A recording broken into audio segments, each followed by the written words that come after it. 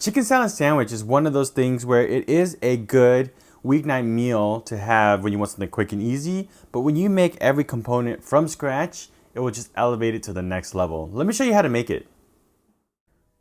I'm going to be using some chicken breasts. You can use chicken thighs if you want, but chicken breast is more nostalgic to me because of canned chicken.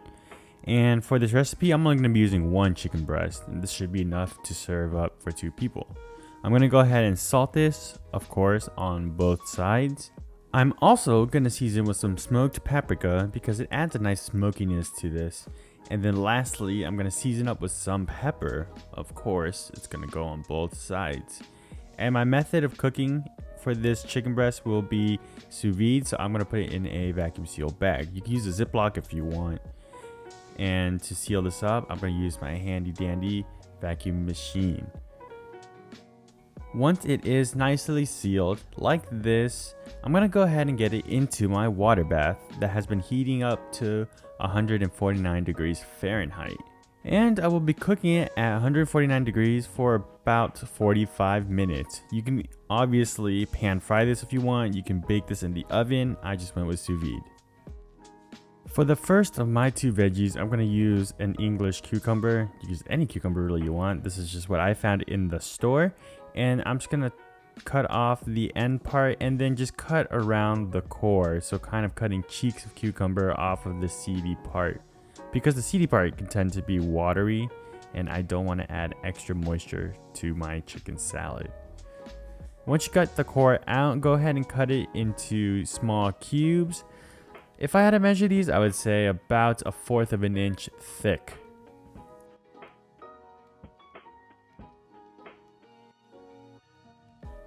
And I'm gonna go ahead and use a red onion as well. And I'm only using about 1/4 because I don't want this to be too oniony. All I'm gonna do now is finally dice it. If you had a shallot or green onions, those would be better options instead of the red onion because they will be less pungent and actually a little more mellow than a red onion would be. So this mayonnaise recipe is actually adapted from a Serious Eats recipe. I'll leave that in the description below if you want to reference it. To the mason jar, go ahead and add in 1 whole egg. And then also add in some vinegar. Now this is different from the Serious Eats recipe because they called for lemon juice. Vinegar will just help this last a little bit longer. Also add in some salt, some Dijon mustard to help with the emulsification, and lastly some oil. And when I say some, I mean quite a bit of oil. Yes, this is how much oil is in mayonnaise. I'm going to use a hand blender to make my mayonnaise, and the key is to make sure that the blades sit right under the egg mixture. If it doesn't, go ahead and double this recipe. So now just go ahead and blend this on the highest power, and making sure that there is no oil left in the end. You can move it up and down to draw the oil downwards into the mayonnaise mixture. And you know you have a beautifully emulsified mayonnaise when everything is mixed together and the oil is not split from the mixture. Again, you can reference the Serious Eats recipe for a more detailed explanation. So now you want to get an ice bath ready for when the chicken is done because you want to shock the chicken so that it can cool down right away. Now, if I had more time, I would actually just leave this in the fridge and make this recipe the next day. Since I don't have time, I'm going to shock it in my ice bath. And when my chicken is cool, I'm going to go ahead and cut these down into about 1/4 inch thick strips.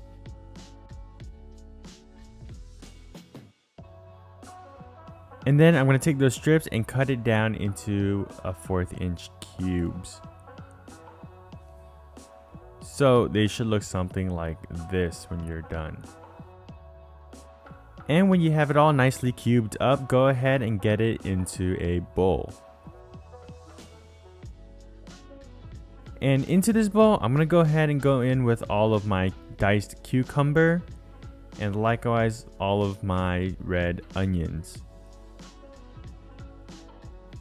And to bring this all together, the homemade mayonnaise. I'm going to use 2 big dollops of mayonnaise. And then I'm going to season it with some salt. And I'm going to also zest in some lemon zest because I think it adds a nice freshness to this. And I'm just gonna go in with a squeeze of lemon from the lemon we just zested. And then I'm gonna stir this all together, making sure everything is mixed through and making sure that everything is fully combined. And once it is combined, I'm gonna give it a taste and see if I need to adjust anything. For me, that meant adding some more lemon juice for that bright acidity and a pinch more salt because it needed that seasoning, and lastly some pepper. Once that's done, let's talk about the serving vessel. I'm using some brioche buns. I'll link that in the top right corner. But all I'm gonna do is go ahead and toast this in some butter on a hot griddle. And they should look evenly toasted like this, and once they are, you can go ahead and take them off. And once they're toasted, all there's left to do is assemble it. And to do so is actually quite easy. All you have to do is get your nicely toasted buns and top it nice and high with some of your chicken salad mixture. Once you have it nicely topped, go ahead and crown your sandwich. And once you have them all assembled like this, it is time for the taste test.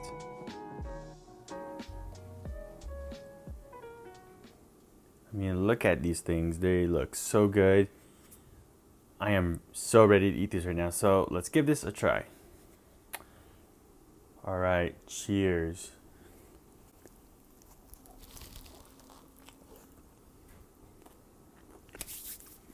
It is so good. Now let's break the sandwich down. The bread or the bun part of this, it's nice and sweet and soft and buttery. It's my brioche recipe that I have on my channel already, so go check that out. And the chicken salad has so many layers to it. The onion has a nice bite to it and it's fresh. Plus the cucumbers adds a nice refreshingness to this. The mayo is nice and creamy, especially because we made it ourselves, so we can get the seasoning on point. And lastly, the chicken, of course, we cook it sous vide, so it's going to be nice and tender. The seasoning is also great on this. It's nice and salty. The paprika adds a nice smokiness to it. And all in all, everything is just well balanced. So if you like this video, hit that like button below. For more videos like this, hit the subscribe button or that one right there. And for my previous video, go ahead and hit that one right there. And let me know how this recipe goes in the comments below. And I'll catch you on the next one. Thank you. Bye.